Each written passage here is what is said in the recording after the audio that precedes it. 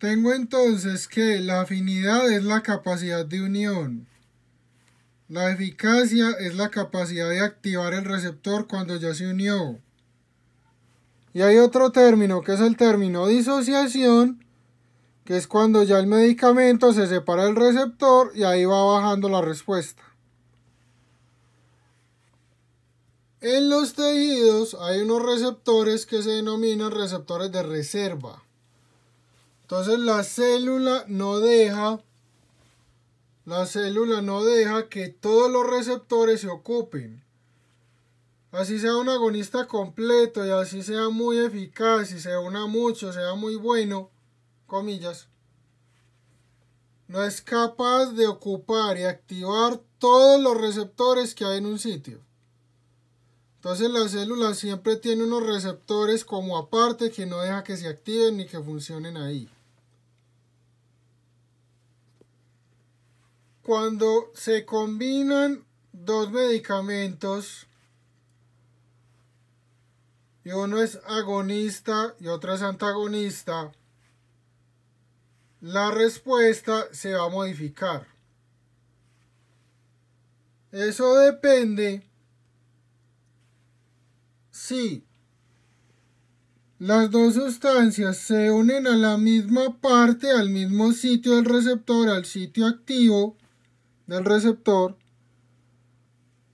o si las dos sustancias se unen al mismo receptor, pero en un sitio diferente. Cuando se unen un agonista y un antagonista, o sea, uno que activa y uno que bloquea, al mismo receptor, en el mismo sitio del receptor, en la misma parte, en el mismo lado, se pegan los dos. Tengo un efecto competitivo. El efecto competitivo entonces depende de cuánta cantidad haya de agonista o antagonista. ¿Quién gana? El que esté más. Entonces el que esté más cantidad es el que va a predominar la respuesta. Si se activa o si se bloquea. ¿Qué pasa con el efecto competitivo? Puede ser reversible. Tenía un agonista, llegó el antagonista, bloqueó el receptor, baja la respuesta. Si yo agrego más agonista, saco al antagonista de ahí, vuelvo y activo los receptores y la respuesta vuelve y aumenta. Entonces el competitivo se unen los dos a la misma parte del receptor y gana el que esté más cantidad, el que esté en mayor concentración. Por el contrario, hay otro efecto que es un efecto no competitivo. Tengo un agonista y un antagonista. Los dos se unen al mismo receptor, pero se unen en sitio diferente. Cuando se unen en sitio diferente, generalmente gana el antagonista. El antagonista se unió, se pegó, cambió el receptor o dejó bloqueado el receptor y ya no sirve que el agonista se pegue en otro lado. Entonces, cuando se unen en un sitio diferente, hablamos de un efecto no competitivo y ahí generalmente gana el antagonista. Entonces se pegó el antagonista, bloqueó, ya, ahí no hay nada más.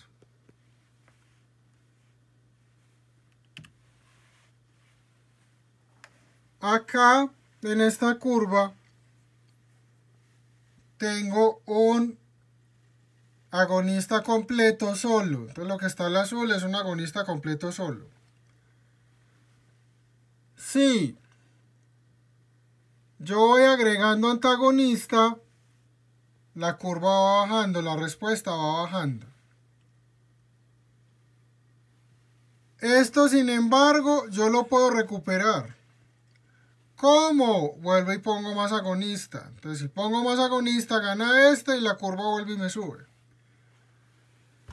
Acá tengo agonista completo solo. Puse el antagonista y es no competitivo. Chao, ya. Puse más agonista. No me sirve para nada. Ya la respuesta me quedó así. Entonces en el no competitivo siempre gana el antagonista y no se recupera o no es reversible. Similar a lo de competitivo y no competitivo, entonces tenemos efecto alostérico, mismo receptor, sitio de unión diferente, entonces no se modifica por quien haya más, gana el antagonista. O un efecto ortostérico en el cual los dos se unen al mismo receptor, en el mismo sitio, y gana el que esté más. Entonces depende, está determinado por la concentración. Puedo tener entonces muchos medicamentos que actúan en el mismo receptor. Entonces, por ejemplo, puedo tener el salbutamol, que es un agonista beta 2, activa los beta 2, es un broncodilatador. Y puedo tener el metoprolol, que aunque es cardioselectivo y bloquea más beta 1, eso lo vemos en otro módulo, también puede bloquear algunos beta 2.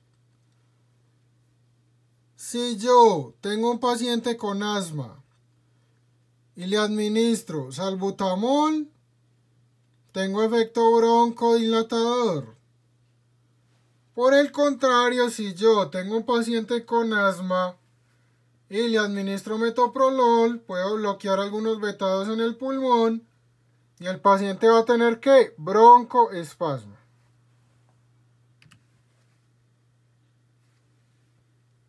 Los agonistas parciales, entre comillas, son más débiles. Pueden ocupar los receptores, pero no van a activar todos los receptores y no van a generar tanta respuesta. Y viene el problema.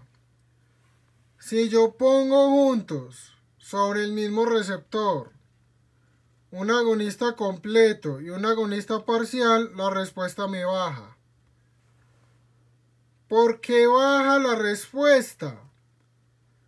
Porque el agonista parcial ocupa receptores que no activa.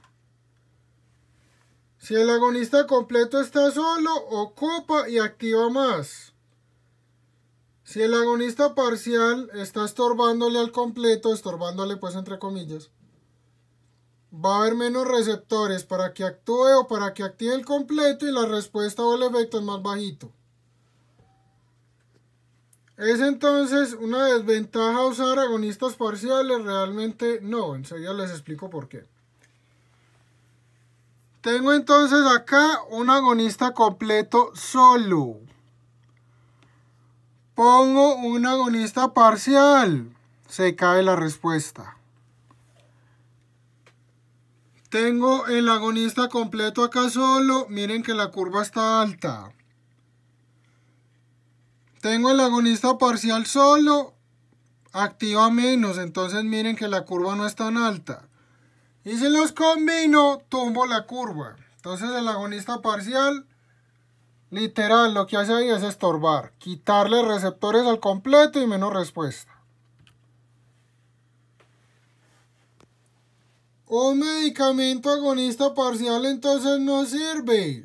No, pueden ser muy útiles. ¿Por qué? Solamente con la respuesta que yo obtenga del agonista parcial voy a tener efecto en el paciente. Y el agonista parcial, como activa menos receptores, va a generar, sí, ya alguno lo pensaría, va a generar menos riesgo de toxicidad. Entonces los agonistas parciales son útiles. Ejemplo, entonces, la buprenorfina, que es parecida a la morfina, es un opioide. Ventaja, es muy buen analgésico. Ventaja comparado con la morfina, menos riesgo de depresión respiratoria. Otro ejemplo, el aripiprazol. Ese medicamento es un antipsicótico. Se utiliza en la enfermedad psiquiátrica o en psicosis. Ventaja, es un agonista parcial, entonces tiene un poquito menos, tampoco es mucho, un poquito menos de riesgo de ciertos efectos adversos comparados con otros antipsicóticos.